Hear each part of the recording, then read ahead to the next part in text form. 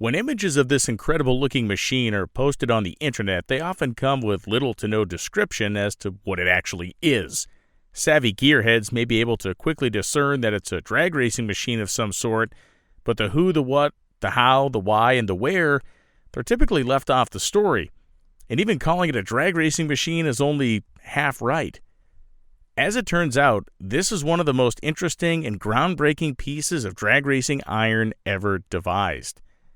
It had a racing career that spanned across decades in a couple of lightly tweaked versions, and used technology that was literally 20 years ahead of the evolution of the entire sport. This is the story of the Drag-Waye British drag racing and sprint motorcycle. It's brilliant, and its interesting owner, Clive Waye, and how through science, some well-placed hunches, and awesome engineering, it set world records. Clive Waye was born in England in 1933. Not a ton is known about his early life, but we can start to get a picture of him at an early age, and that picture tells us that the man had a primary love in his life: motorcycles. More specifically, very old ones.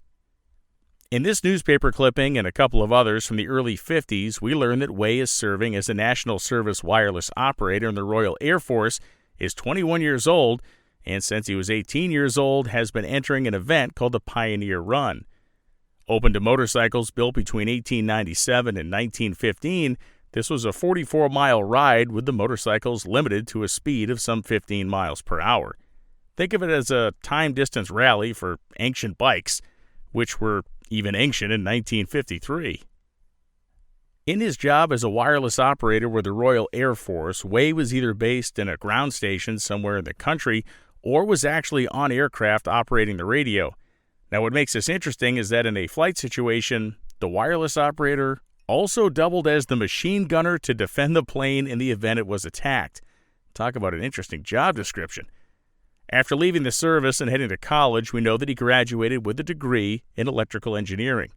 We also know that his love of motorcycles was unabated. In 1959, he was the first finisher at another vintage motorcycle run, atop the same 1904 BAT, which stood for Best After Test, motorcycle that he rode earlier in the decade. By this time, he was also working at the British aerospace company de Havilland, coming on as an electrical engineer. He was in the area of the company that worked on missile development. This guy was a brain. Well, it may initially seem that Clive Waye was someone who liked his motorcycles old and slow. That really wasn't the case. In fact, for reasons I was not wholly able to track down, he became heartily motivated to create a motorcycle that would outperform anything the world had ever seen at the sprint races and the drag strip. Except there was one problem. In England in 1959, when he started messing around with this idea, there was no such thing as a drag strip. Sprint racing has a long history in England. There were records of illegal sprint events being held in the late 1800s, and as vehicles and horsepower continued to rise into the public consciousness, seeing how speedy they could became much more popular. British sprints are not drag races. They're single-vehicle runs, made in varying differences of length, with classes and rules like one could find in other forms of racing. In many ways, British sprint racers could look at American drag racers as a benchmark for performance on similar machines. This was especially true when it came to motorcycles. The fact of the matter is, at this time in history in Britain, they didn't have the availability of big hairy engines or cheap speed parts, and where they were severely limited in locations where they could race, unlike the United States, where all this stuff was cheap and there was a seemingly infinite number of places to go racing in the 1950s. So the development of automotive performance in a straight line as compared to the motorcycling side of it definitely favored the United States. But in motorcycling, the British were every bit the match to the Americans and maybe even better. England had been and still was a hub for high-performance motorcycles at this time in history. Long before the Japanese really got into the game, the Nortons, the Vincents, and the Triumphs were as heavy-duty as it came in terms of raw performance. For British hot rodders of the two-wheel variety, they also had a lot of homegrown parts they could score to build their stuff up with. Likely inspired by his own curious mind, magazines of the time, and motivations so many smart guys have and have had in the past to build the fastest version of anything, Waye got his hands on an old 14-horsepower Norton 16H engine and built a very rough version of his idea using iron water pipe. This is kind of the only known photo of the prototype model. The frame is more than 10 feet long. The rider's position, inspired by slingshot dragsters and some of Waye's own ideas, was behind the rear tire. His friend Howard German helped him finish the build and was then appointed the rider of the contraption. They would take this thing to unused airfields in the country and operate it. Well, it never went more than 50 miles per hour, likely on purpose. It proved the concept was a workable idea, and the year was 1961. By this time, Hawker Siddeley had purchased de Havilland, and Waye was working as a systems engineer into what would later be known as Hawker Siddeley Dynamics, the missile and space technology wing of the company. Quietly, Waye, German, and their friend John Westoby worked in Waye's small home workshop near Welwyn, England. They kept the project a secret, showing no one, discussing with no one, and toiling on nights and weekends when they had the time.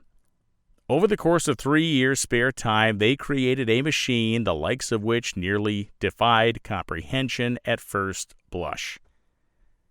It was the world's first and only slingshot motorcycle. Sitting at some 13 feet of total length, it had a chassis built like a bridge, a supercharged Volkswagen Flat 4, a 4-speed transmission, and the rear tire of a racing sidecar motorcycle. It also, in 1964, had onboard data acquisition. Seriously. That's the short of it. Now we need to get into the long of it.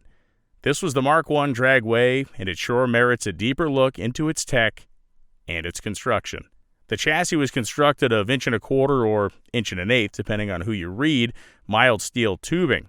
It was brazed together per John Westoby, and all the joints were gusseted with thin steel plates.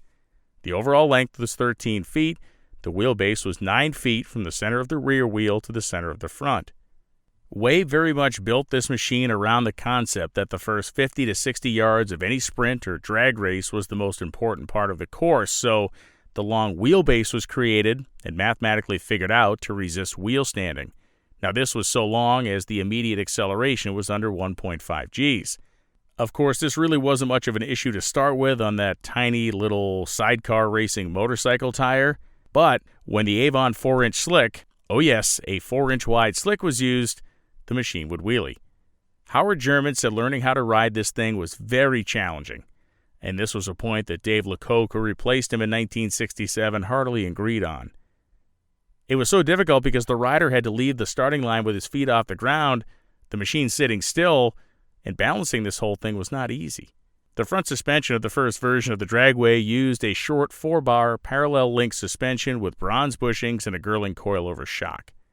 The front wheel was 18 inches in diameter and 2 3/4 inches wide. Using cable steering off of the rear-mounted handlebars, it initially had 3.5 degrees in either direction of steering input.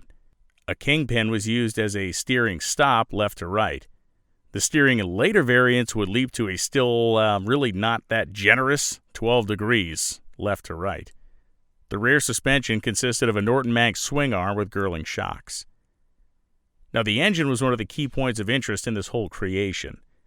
Waye was apparently a fan of the Volkswagen Flat 4, so that is what he decided to use here.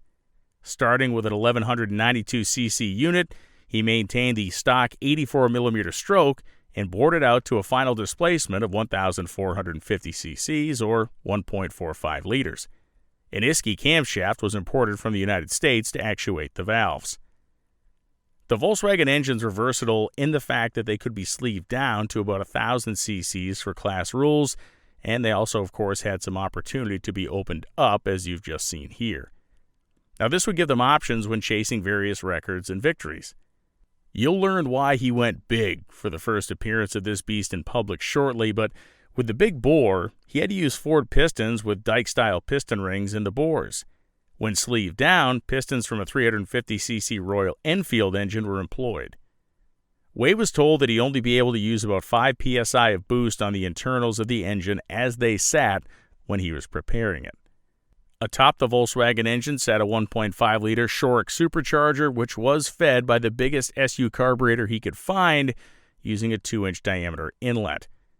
The fuel was methanol held in a plastic jug kind of midships area, and employing some creative genius in this department, along with all others, the top frame rails were sealed and had a Schrader valve installed in them. Now, the reason they did that was that these rails would be pressurized to 50 psi, and that pressure, regulated down to 3 psi, would pressurize the fuel tank during runs to keep the fuel moving in the right direction and feeding the engine.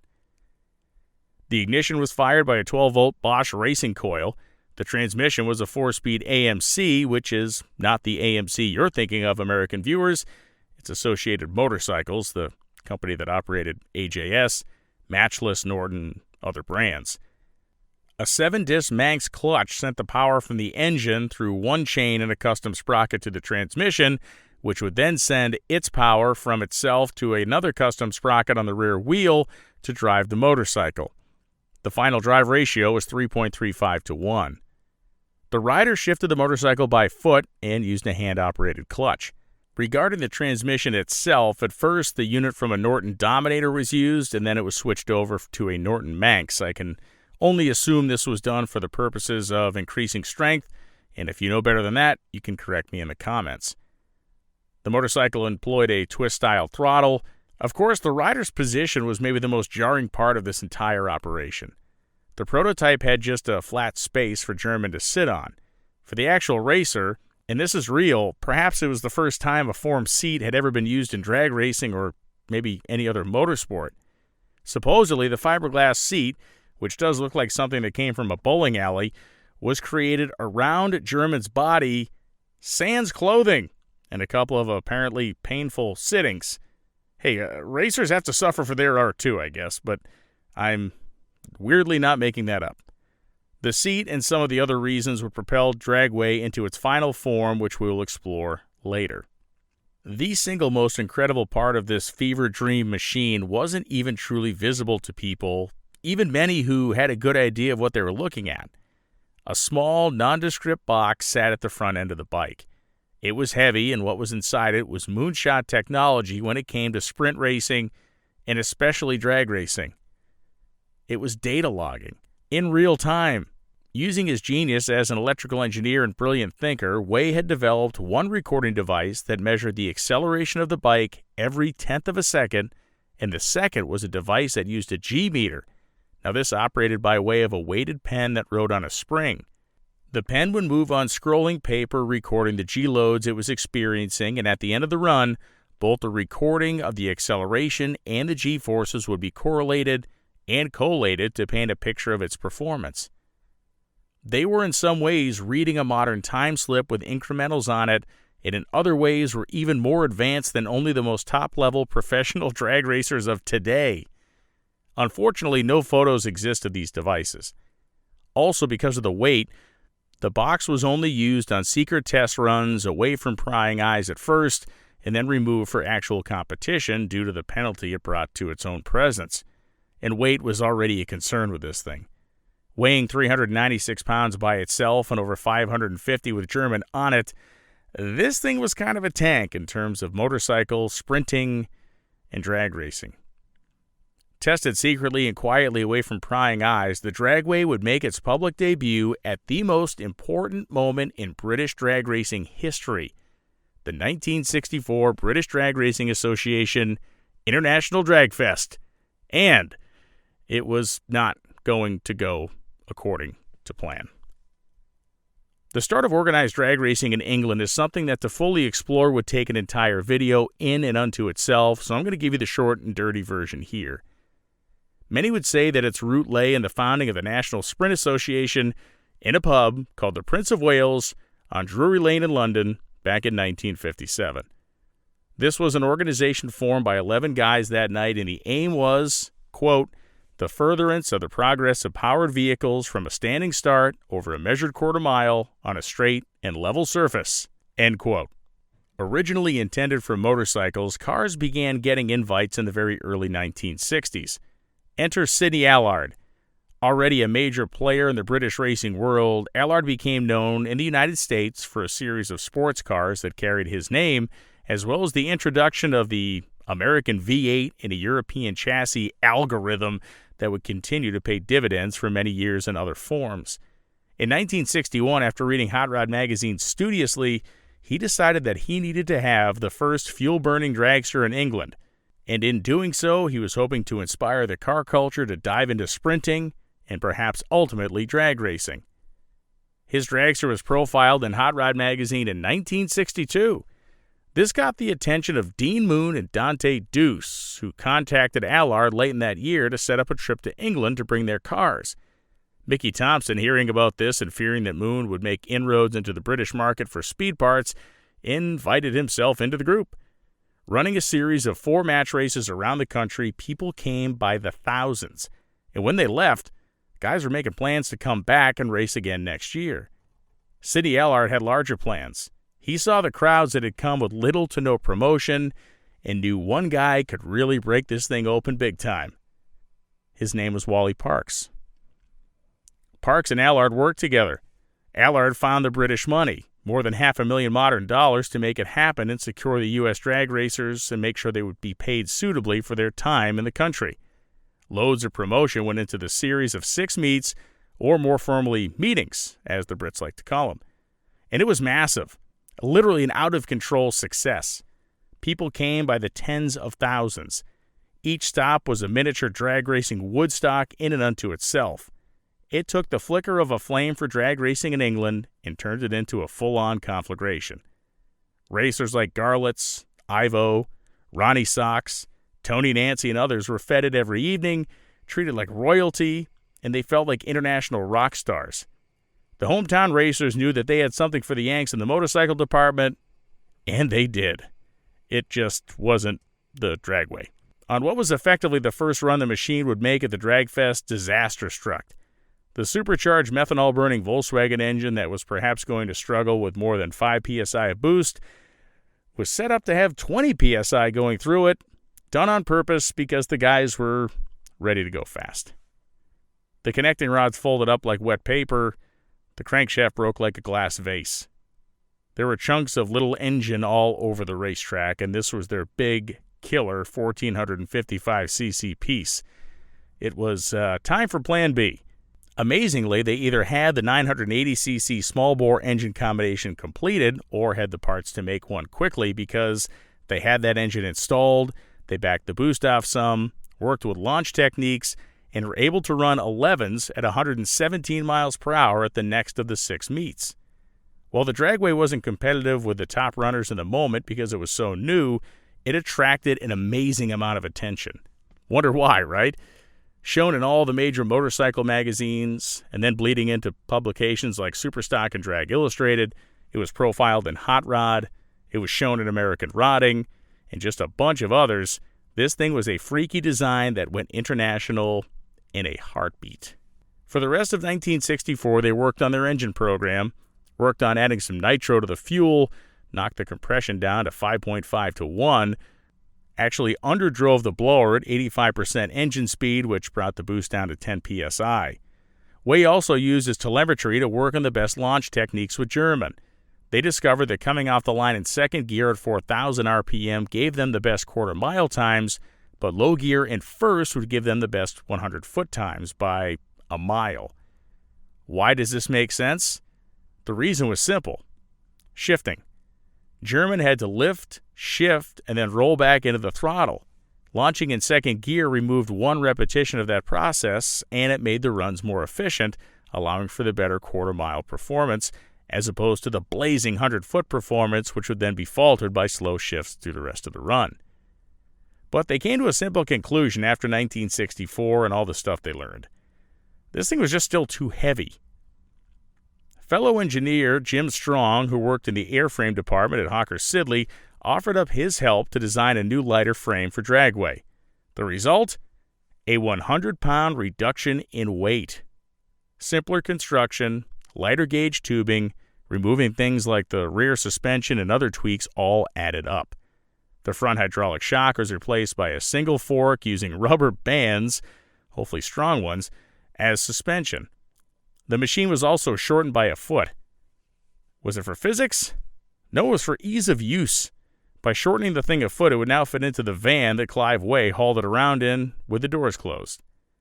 Now, wheelies were a problem, so lead was added to the nose, negating some of the weight savings, but also allowing performances to drop quickly into the very low 11s. Now, this was not the only Clive Waye project at the time, so the Dragway was run a few times a year in 1965 and 66, as another project, a hot-rodded vintage Scott road racing motorcycle, got the rest of his attention. Ridden by Chris Williams, this motorcycle, the Scott Williams Special, was a pretty interesting piece. It competed in a variety of vintage-style motorcycle road racing events, fared very well, and yes, there were such things in the 1960s already. In 1967, Howard German had too much going on to ride his machine anymore, so he stepped away from Dragway. Dave LeCoq, a guy who had been the test rider for Dragway when German wasn't around, happily took the seat. Happily at first, anyway. Remember how I mentioned that the seat was made to fit Howard's body, like really, really fit it? That program didn't work at all for LeCoq, and he had an idea. He wanted the controls moved forward and the ability to basically sit with most of his body over top of the rear tire.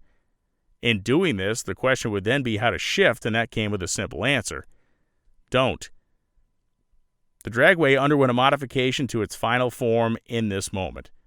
Direct drive, tire smoking action with LeCoq legitimately on top of the tire. Yowza. After the changes were made, the motorcycle picked up performance in spades. One of the first runs netted a 1073, and it only got better from there. Through the times that Dragway was run in 1968, performances went into the middle 10s, and then the lower 10s, and by the end of the year, they were flirting with the 9s, and that meant they were flirting with record territory. In 1969, they went to the NSA World Record Attempt Meet at the Elvington Royal Air Force Base and ran 988 one way and then 988 another in the quarter mile. FIA rules said that records needed to be broken at least 1%, and since the standing record was 996.4, they didn't beat it by enough. LeCoq, though, was not going to quit that easy. He went back out, ripped a 975 one way, and then blasted to a 981 the other way to earn the record, the FIA quarter-mile standing start record to be exact. By the early 1970s, the machine was ripping 150-mile-per-hour runs in sprint events, but simply wasn't competitive in drag racing as it was just too heavy, even in its final form, to make elapsed times good enough to compete with ever more powerful, ever more compact, ever more efficient traditional motorcycles. Plus, Clive Waye had a new passion project. He called it the Raceway, a scratch-built 500cc motorcycle that was designed to take on the best production motorcycles in the world at the Isle of Man TT in 1975. It just so happens it was the only new British motorcycle in the race that year, and it finished top 10. The body was aerodynamic, the engine was a unique creation pairing two Villiers 250cc singles to one common crankcase, and it was water-cooled. Unfortunately, it was slow developing because it was one man versus the best the factory might in the world could generate, so it was a flash, however brilliant, on the scene. But as far as the Dragway goes, it continued to set sprint records at various distances in the 1970s and was run all the way up until 1982. Brian Jones was the man who rode it during its last 5 years of events from 1977 through 1982. He set a standing kilometer record at 22.37 seconds in 1977, and while riding capably and turning many great speeds, by 1982, the awesome creation, 20 years old now, was sent to pasture in a museum. Meanwhile, Clive Waye moved to the United States. He lived in California, started a business called the Weber Man with fellow Englishman Gary Pollard, and sold induction systems, carburetors, and EFI systems and more. The business was so good, it was eventually sold to Alex Borla, who brought it in and made it the basis of the Borla induction side of that large company's business. That's saying something. Clive Waye died at the age of 67 in the year 2000. Too short a life for a man so full of knowledge, know-how, and passion. Thankfully, his motorcycle lives today. The Dragway underwent a long restoration process and actually still shows up at nostalgia drag racing events in England, allowing new generations of fans to look at it in awe, study it with a calm degree of confusion, and then quickly come to the decision that they'd never be gutsy enough to ride it. So now you know. The next time a photo of the Dragway pops up on the internet, let them know Clive Waye was an awesome engineer. Howard German, Dave LeCoq, and Brian Jones were brave souls, and that this sucker went nines at over 150 miles per hour in the quarter mile. It's weirder than weird, but it's the hot rod that came from the mind of a man who helped to lead the missile and space projects of the British government in the most formative years of both. How incredible is that? I'm Brian Lones. Thanks for watching. Like and subscribe for more high-speed, high-entertainment, high-fun content. See you next time.